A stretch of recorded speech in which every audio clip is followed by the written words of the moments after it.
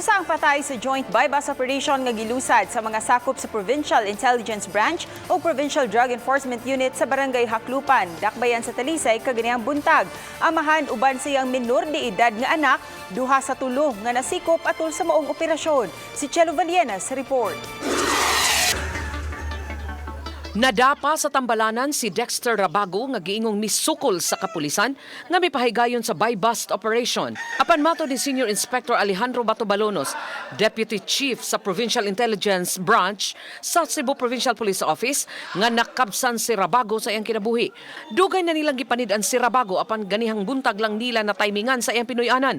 Makita ang buslot sa bungbong nga giingon ni Batobalonos nga agi sa armas nga gigamit ni Rabago sa pagsukol sa kapulisan. This is a buy-bust operation, no? Against ni Dexter Rabago. Muna ito yung subject sa buy-bust operation nga niresulta sa armed encounter.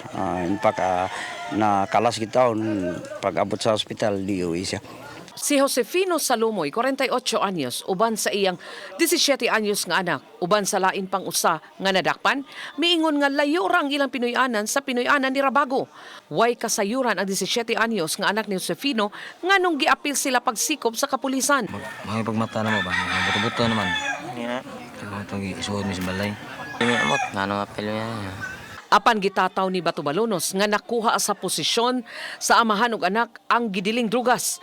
Nakuhaan usab sila og tulo ka video carrera machine. Ilahag itong balay. Ilahag itong balay. Katong dito sa karirahan, natin nakuha karira tulo ka buhok, nanugala sila dito. At the same time, napot sila nakakuha tag drug sa ilang posisyon. Sa crime scene, nakuha ang armas de fuego o mga pinakete sa shabu. Chelo Valiena, Balitang Bisdak.